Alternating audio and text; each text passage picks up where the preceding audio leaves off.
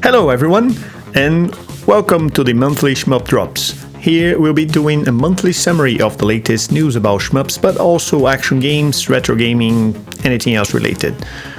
This edition features the news selected between the months of May and June, and we'll talk about what interesting things happen in the shmuposphere and its surroundings. And without further ado, let's get started. First things first, the Toaplan Kage Garage series, which M2 is releasing in the Japanese market, will finally be translated for us, the gaijin audience. A little late, but the first title, Kyukyoku Tiger-Heli, is already on PSN. If you don't want to import a physical version or risk having to deal with Japanese menus, this is a good chance to get your hands on the collection.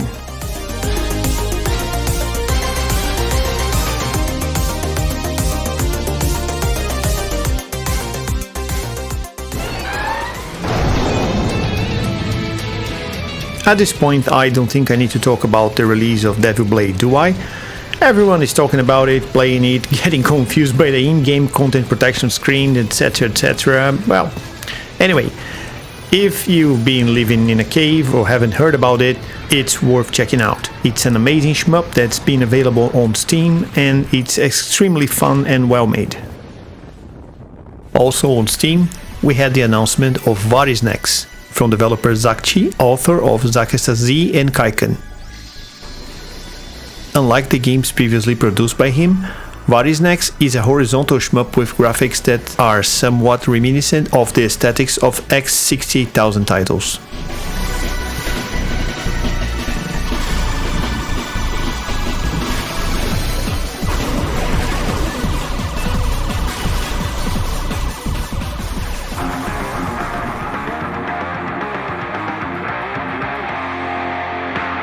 The release date for Astral Gunners was also announced, which will be June 21st. It's not just a horizontal bullet hell using mechs, but it has several interesting melee mechanics and a lot of very creative weapons. There's a demo available now if you want to give it a try.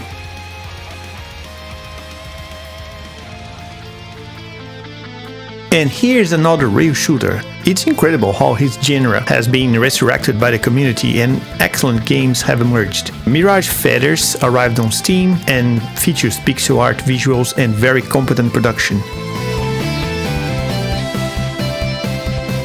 The game has a lock mechanic similar to the race series and a very frantic pace.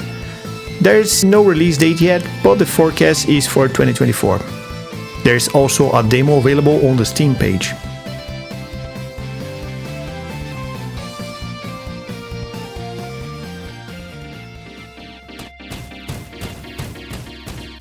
Also announced on Steam, Retaliate is a game that, at first glance, seems to be just inspired by shmups from the 80s, but here we have a big difference. You don't have unlimited ammo.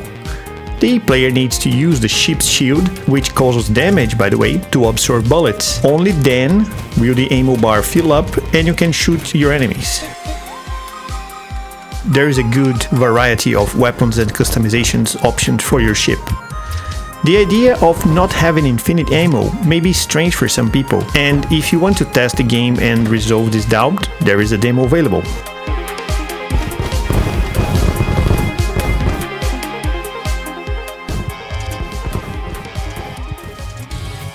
Speaking of demos, the Airanblade demo has arrived on Steam, a cool running gun that will be published by Retroware. The developers were very creative with the level design and the enemies in this game, which has precise controls and the familiar gameplay of Counter-style games.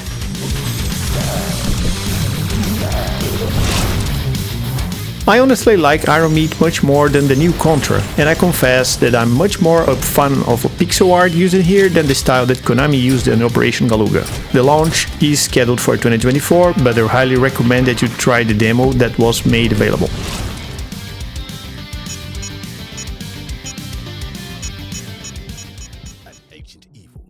I covered Megacopter when it first appeared on Steam a few months ago, but I totally forgot about it. The game is based on Desert Strike series, which was famous for the realism they tried to include in the game, but Megacopter follows a totally different line. The enemy army appears to be controlled by demons, and the player will face both vehicles and hordes of monsters. I'm sorry if you don't consider isometric view games to be shmups, but I just had to include Megacopter here simply because it looks so much fun. The launch is scheduled for June 21, 2024. Still about running guns, this one was announced recently, but I found it interesting. Chainstaff is, at first glance, a clone of Contra, but it's much more than that. The character is a soldier who was assimilated by an alien symbiote and must fight a race of grotesque creatures who want to invade Earth. How do you feel, son? Like I got a big alien bug on my head, sir. Then buckle up, soldier! The interesting thing is that the character assimilates power from defeated enemies, gaining new abilities. And as the whole game is based on bizarre life forms, you can imagine what's coming. The Steam page is already live, but there isn't much information there yet. Using their weapon against them.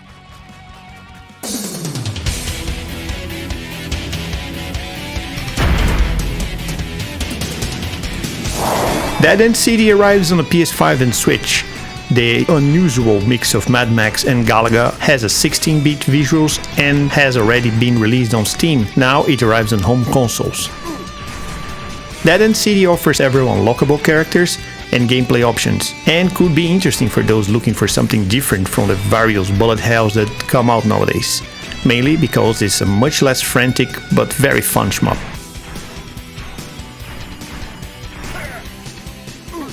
Systems are operating.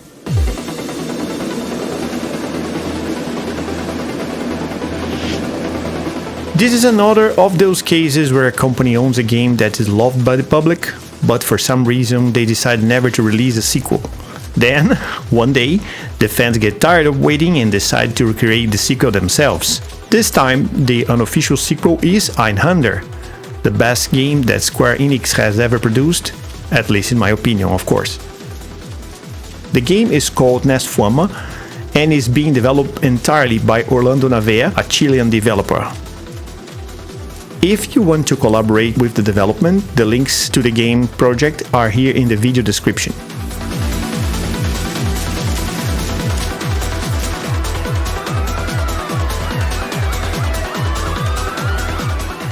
We have more news about Airanblade, a 3D shmup being developed in Brazil by the Animabox studio. New features have been added, such as a real tate mode and a full-blown caravan mode. According to Romero, the game's developer, Airanblade will be released in a few months, and its page is already on Steam for those who want to add it to their wishlist.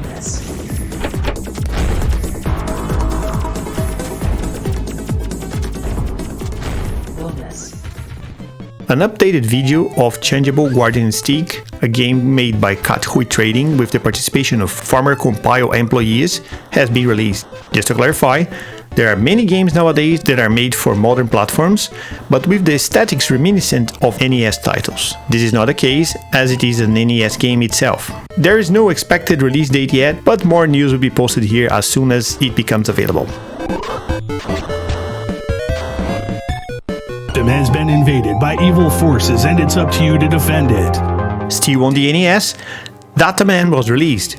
The game looks like an 8-bit version of Xenocrisis, which can be even played by 2 players simultaneously. The game is very difficult and requires you to really understand timing and how weapons work, and the idea is that the player defends the console CPU from bugs that try to invade the screen and chew through it. The game was even released in a physical version and can be purchased through the author's website. His evil minions have invaded your system. Face him alone or with a friend. This is the challenge you've been waiting for. It's Dataman. Do you have what it takes? Still on classic consoles, 2 games are being developed by the Mega Drive as well. Cyber Mission is reminiscent of SCAT on the NES or Final Mission on the Famicom, and Forgotten Worlds on the Mega Drive and the arcade. The game will be released on cartridge form and the Kickstarter is already active. A new video has appeared about Lufthoheit, a horizontal shmup that's being developed for the Mega Drive. The video demonstrates how the game is looking, and it looks like the developer is sparing no efforts to get all the possible sprites on the screen moving at the same time. He made a video explaining all the techniques that are being applied, and if you're interested in this, I highly recommend you watch it. The game is looking beautiful and quite impressive, and I can't wait to see what the author is planning for the final version. And the development for the Mega Drive doesn't stop. In the last episode of Drops, I mentioned that there was a game that looked like Resogun, or, for old people like me, Fantasy Zone or Defender. The shmup in question got a name, Epsilon Wave. The game is looking very nice and looks very fluid and agile too. In other words, it should become another shmup to join the Sega's already huge 16-bit library. Not only for the Mega Drive, but there's also a bullet hell shmup in development for the SNES called Rex Nobilis. There's not much information yet, just a technical demonstration video that the author posted, but it's impressive to see a bullet hell shmup made for the SNES, which has a reputation for having a hardware that isn't the best for this type of game. I'll post more details here as news about the game comes out. The Arcade Archive series has now received on May 15th the game Fighter and Attacker, or just FA. The game looks like a kind of a proto-Aero Fighters, and it's quite obscure, but if you want a classic military shmup from the early 90s to play, it might be a good choice. And looks like Peep has entered the game publishing business for good. A new Cotton game was announced on their page, called Rainbow Cotton Reboot High Tension. According to information on the website, the game will follow the traditional formula on the series and will have versions for PS4, PS5 and Nintendo Switch, including physical releases. Unfortunately, they didn't publish anything about the game, no screens, no concept art, absolutely nothing. The launch is scheduled for spring 2025, that is about a year from now. I found this one completely by chance, but I was impressed with the developer's work. Developed by just one person, Marras is a shmup that is in the early stages of development but already shows very cool graphics. The game is heavily inspired by cave shmups, which yes, is a compliment. There's not much to show for now, but it's worth following and supporting the developer because it could turn out to be a good cave game, since Cave doesn't release anything else, if it still exists. Also in the early stages of development, we have Infinity Lancer. It also looks very interesting, and I have a huge weak spot for pixel art, so it wasn't difficult for me to notice it. The game seems to have a strong influence on arcade shmups from the mid to late 90s, and I saw a lot of beautiful things here, like the shooting patterns and very well animated enemies. It's another project worth supporting and promoting, as it should also become a really cool shmup. Ghost Wave was also released in May, and it's another fantastic shmup for the Pico 8. The game is a vertical shmup that uses a main infinite weapon and a secondary finite weapon, more or less in Zanak and Elastis scheme. The game can be played and purchased through the author's page on itch.io and is one of the coolest shmups ever released for the Pico 8, and I highly recommend it. Another isometric multi-directional shmup was announced at the end of May, and it's looking fantastic. At first glance, I thought it was the sequel to Nex Machina, a game I'm a big fan of, but it's not. It's a whole new game. Q-Knight is a fast, furious, isometric shmup with lots of bullet hell elements. The game seems to be set in a dark fantasy world and seemed very promising.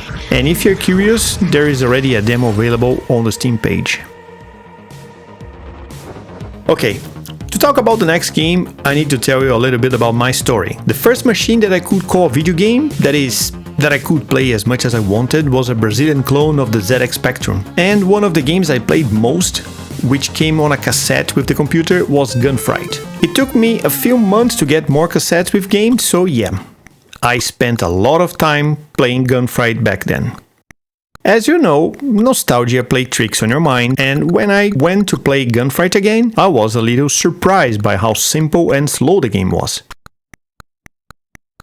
Then I saw this video of Sunset Devils, which is a game that, honestly, is how my memory would like Gunfight to be.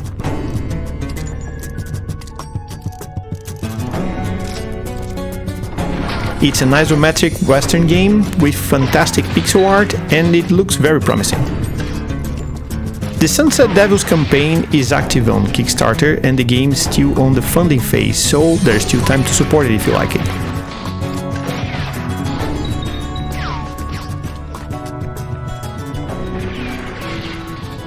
And let's talk about off topics, because yes, May was a very busy month and we had a lot of news not only related to shmups. For starters, Visceratum was published on Steam and I found the game to be very impressive. It's a Lovecraftian horror adventure and the art was all made from modeling clay and stop motion, which makes everything even more sinister. Visually speaking, I don't remember seeing many games like this, and I think it could be a good alternative for those who like point-and-click adventures or fans of David Cronenberg, H.R. Giger or David Lynch. If you're a fan of Ghosts and Goblins and Magician Lord, this announcement is for you. Gladmort was announced and it captures the essence of the two games very well. The side-scroller is being produced for Steam, but also for Neo Geo and the Dreamcast.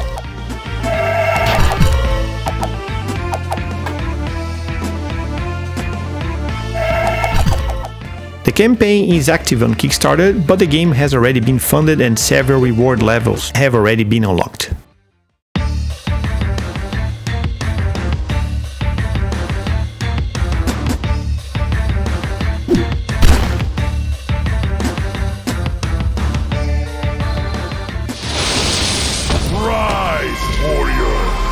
Still on classic side-scrollers, the sequel to Volgarr The Viking has been announced. The original game was released in 2013 for all the current platforms. In addition to being heavily inspired by Rastan, Volgarr is, without a doubt, the continuation that the game deserved, as Taito messed up big time on the official continuations. Damn you, Taito.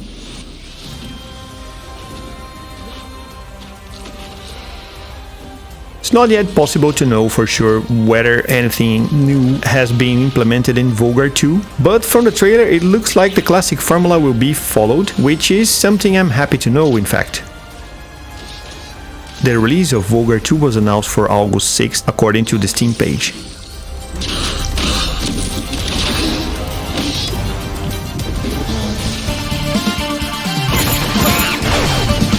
And a new trailer for the new version of Kage, Shadow of the Ninja Reborn, has also been released and it looks amazing. Tengu Project is doing an incredible job here, similar to what they did to the remakes of Ninja Warriors, Wild Guns and Pokken Rocky.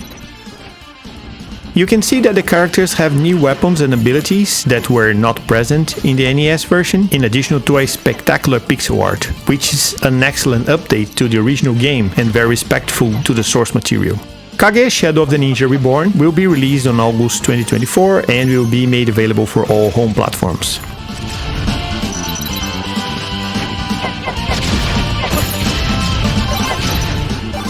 Okay, there are a lot of boomer shooters being released lately, but I don't think anything is quite like Mullet Madjack.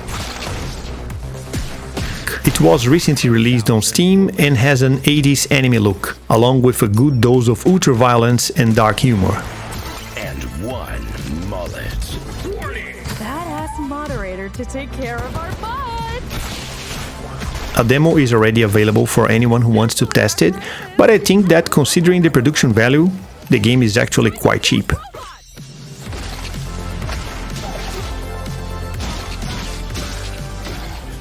Still on anime games, a new trailer for Scramble Vice was released, which is a side-scroller in the style of Leinos games.